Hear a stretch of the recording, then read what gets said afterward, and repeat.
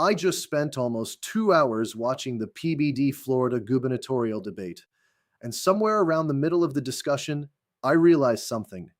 They're all talking about property insurance, but almost nobody is talking about property claims. Think about that. Millions of Floridians don't buy insurance because they enjoy paying premiums. They buy insurance because someday, on the worst day of their lives, they expect one promise to be kept. Yet the entire debate focused on getting the policy sold, not what happens after the loss. That's like debating hospitals without ever discussing patients, or debating the military without talking about war. That's the part that frustrated me. Because after 30 years in construction, after adjusting claims for an insurance carrier, after representing homeowners, I don't think Florida has an insurance problem. I think Florida has an insurance understanding problem. And today, we're going to fix that. Have you ever noticed something? Whenever politicians debate Florida's property insurance crisis, the conversation almost always starts with premiums.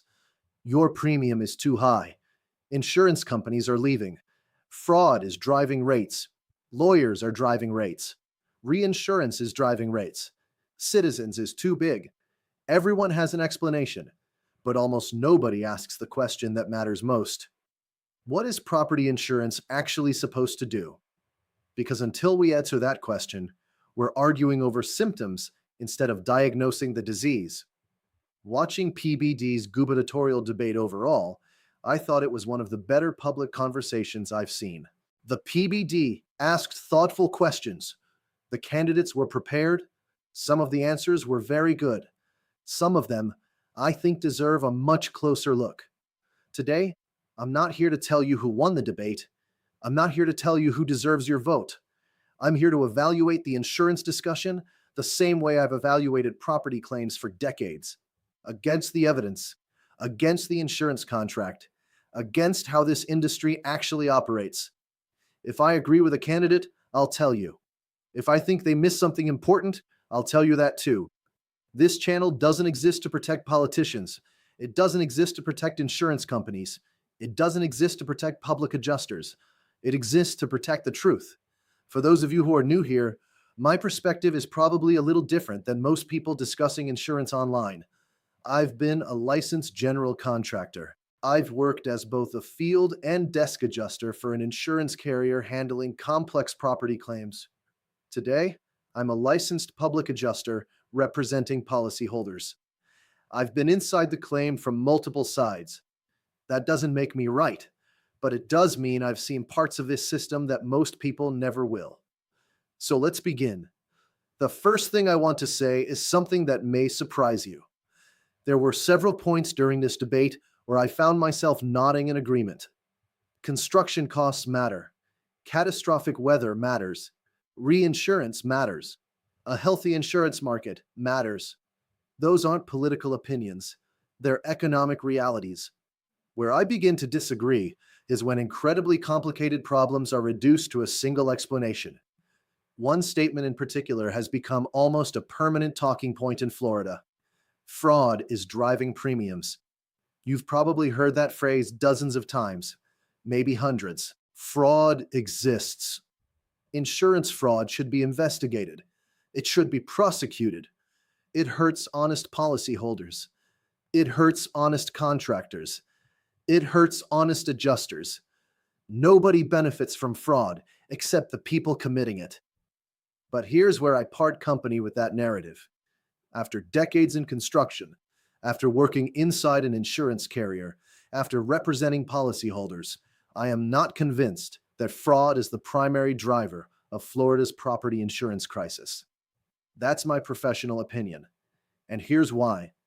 If fraud were the primary driver, then every major legislative effort aimed at reducing fraud should have produced a dramatic improvement in affordability. Yet homeowners across Florida continue the struggle. Premiums remain extraordinarily high. Deductibles continue increasing. Citizens continues carrying enormous exposure. Many homeowners still have limited choices. That tells me we're dealing with something much larger than one talking point. The insurance market is influenced by catastrophe losses, global reinsurance pricing, investment performance, construction inflation, building codes, claim severity, market concentration, reserve adequacy, regulatory uncertainty, weather frequency, and yes, fraud.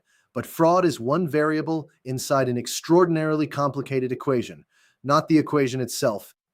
Another thing I kept waiting to hear during the debate was a discussion about claims, not premiums, claims.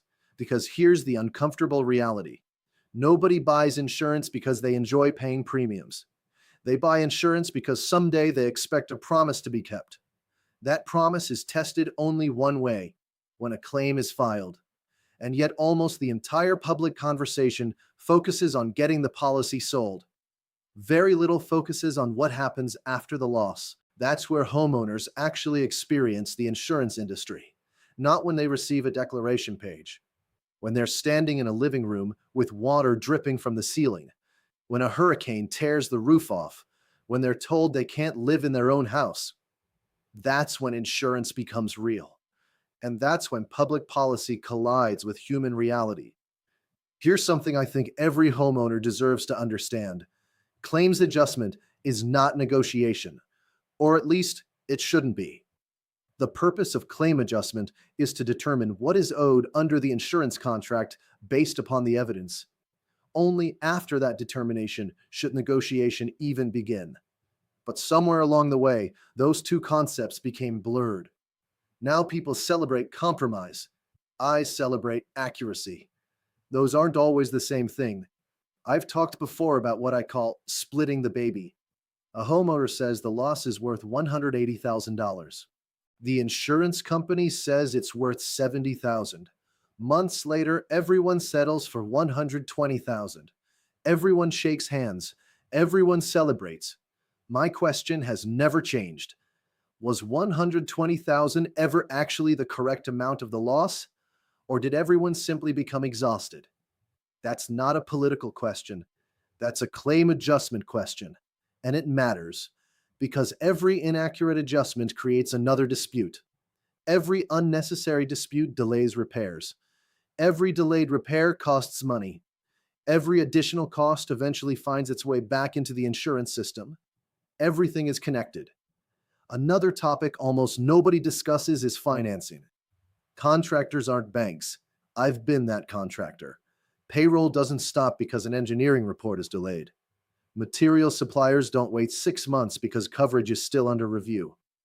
Electricians expect payment. Roofers expect payment. When the industry quietly expects contractors to finance claims for months at a time, those costs don't disappear. They become part of the system. Again, everything is connected.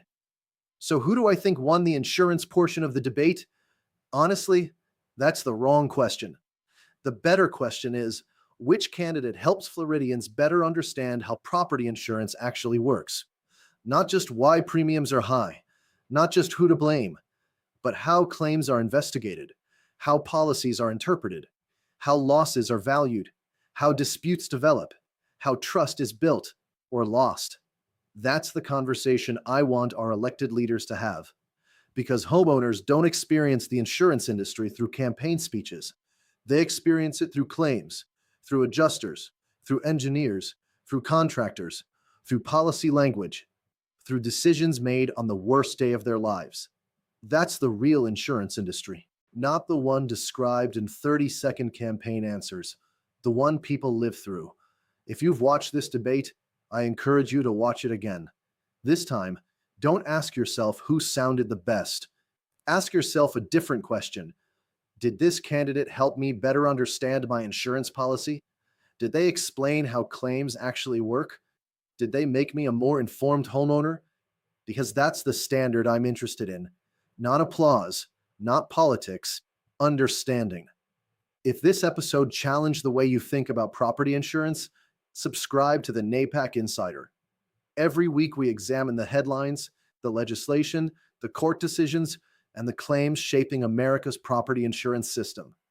Not to tell you what to think, but to give you the information you need to think for yourself. I'm Scott Harris. Thank you for watching. I'll see you in the next episode.